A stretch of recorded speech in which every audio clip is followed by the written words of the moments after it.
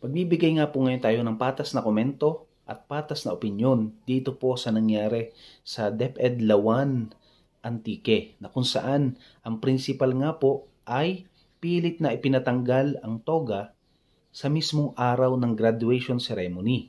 Ano po? Ayan, may mga factor po ito kung bakit po talaga nangyari ang ganitong senaryo. Isa-isahin po natin. Una, kita po natin sa video, kita po natin sa video na wala pong organize, wala pong kaayusan ang venue setup ng kanilang graduation. Kasi sa una pa lang ng video, base po sa aking research from the beginning, hindi po alam kung nasan ang designation area ng magulang.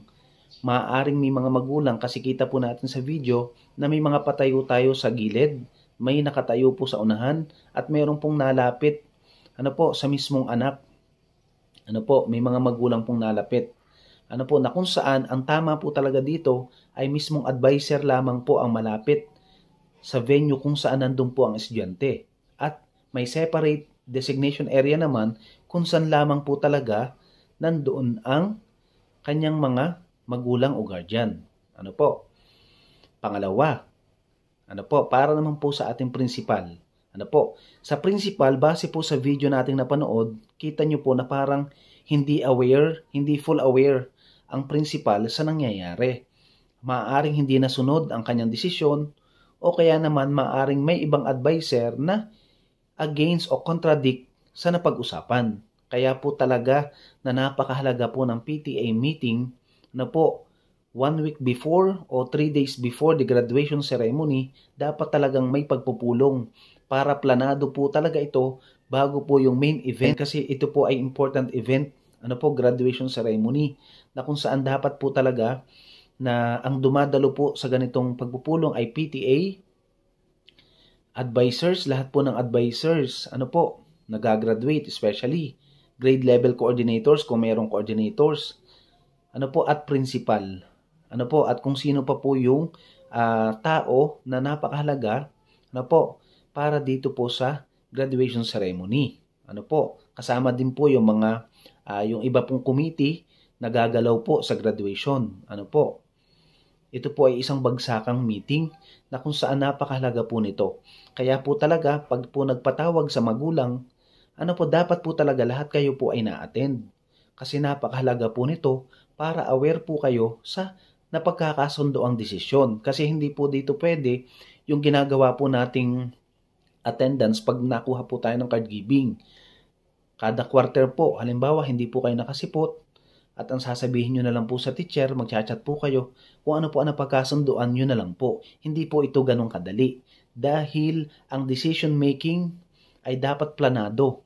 At ito po ay may agreement na pumapayag po ang bawat magulang, lahat ng magulang. Dapat po talaga lahat ng magulang ay pumapayag o kaya ay nagkasundo sa isang desisyon na gagawin po. Ibig pong sabihin na sa desisyong gagawin, pumapabor po ang lahat. At ito po yung napagkasunduan. Next, pangatlo po, para naman po sa ating mga magulang. Okay. Doon po sa video na meron pong nahiyaw o nagmura, pinagalitan ng mag-aaral yung principal sa harap ng napakaraming tao, kasama din ang mga magulang, ay iba din naman po yung ipinakitang attitude and behavior po. May mali din po sa behavior na ginawa po ng mag-aaral. Bagamat nandun po yung galit o tampo dahil sa hindi pagkakasuot ng toga, hindi po rin naging maganda yung daloy.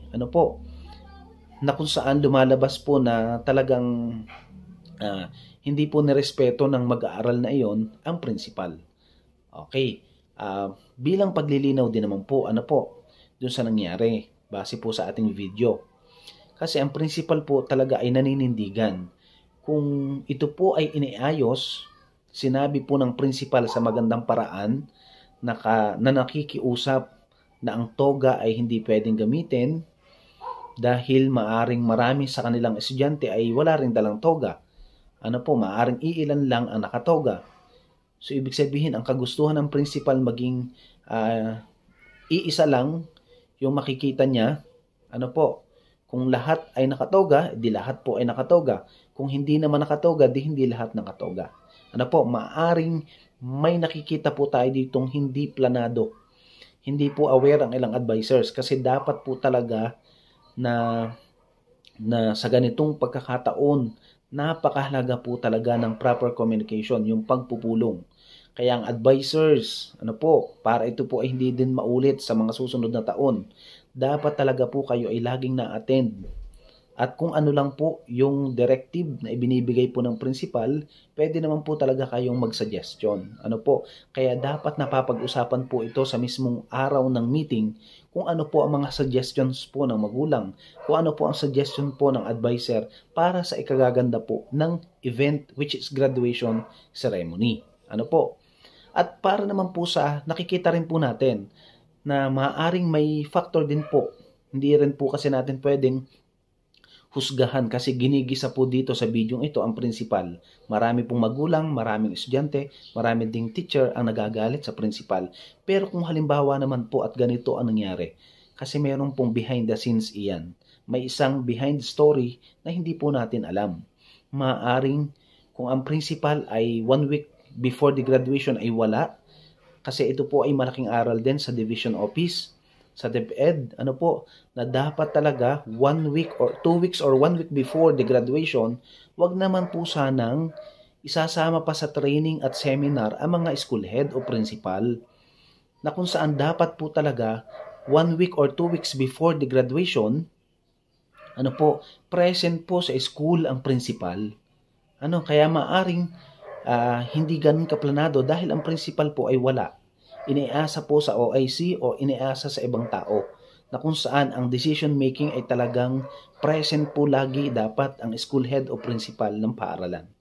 Kaya dapat ito po isang malaking aral din na dapat talaga alam yung main function ng principal sa ganitong event. Dapat wag na rin po sanang isasama pa sa training o seminar sa malalayong lugar dahil nga po hindi po biro ang graduation.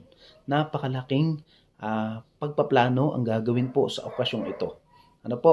Ayan, ito po yung opinion ko na nakikita ko na maaring may mga lapses po ang bawat isa.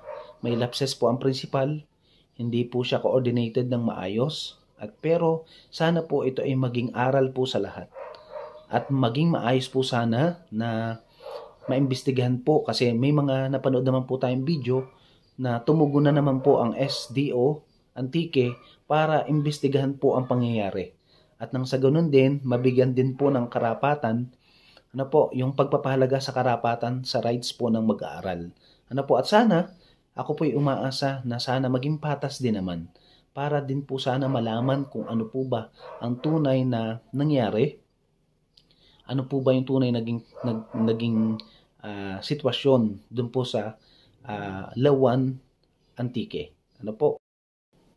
Ayan, at para naman sa ating mga estudyante at mag-aaral na nasa bidyong ito at lalong higit sa mag-aaral na makakapanood ng bidyong ito at sa mag-aaral din na nakapanood ng video sa Lawan Antique, ay alam ko kung gaano kahalaga sa inyo ang pagsusuot ng toga dahil ito ay sumisimbolo sa inyong naging sakripisyo buong taon, naging sakripisyo na inyong mga magulang, kaya tuwan-tuwa din kayo. Kagustuhan nyo rin talaga na makapagsuot ng toga. Pero ito talaga ay naaayon pa rin sa naging desisyon. Base sa naging pagpupulong ng magulang, ng LGU, ng PTA, ng advisors, ng principal. Kung ano pa rin yung napagkasunduan, yun pa rin sana ang ating irerespeto at igagalang na sundin.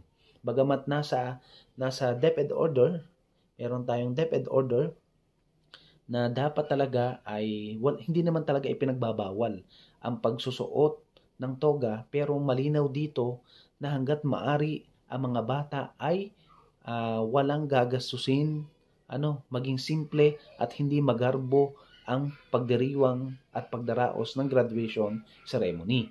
Kaya nilinaw dito talaga na hanggat maaari uniform na lang ang gagamitin. Pero pwede naman talagang gumamit ng additional kung ito nga, halimbawa, gumamit ng additional sablay o toga kung ito nga ay naaayon sa napagkasundoang desisyon ng magulang, ng guro at ng principal. Kasi mahirap gumawa ng hindi naaayon sa napagkasunduan. Kasi dito tayo magkakaiba-iba, at hindi magiging unique tingnan ang magiging okasyon sa inyong graduation ceremony. At para naman po sa ating principal, katulad sa ating napanood na video ito, malinaw po sa ating napanood na hindi naman po talaga ethical din ang mga binibitawang salita ni Madam Principal sa video ito. Hindi rin po ethical ang mga mensahe o mga salitang binibitawan ng kanyang dila. Napakasakit din po na marinig ang ganyong mensahe na dapat talagang hindi rin po mataas dapat po ang standard ng school head. Dapat po ay nakikinig din sa mga suggestions ng advisors, ng teachers, at ng mga parents. Kasi hindi po magiging maganda ang anumang okasyon sa paaralan kapag hindi po ito well communicated and well coordinated. Hindi po iisang desisyon, dapat po talaga nagkakasundo para sa ikagaganda, para sa ikaayos po ng anumang okasyon sa paaralan.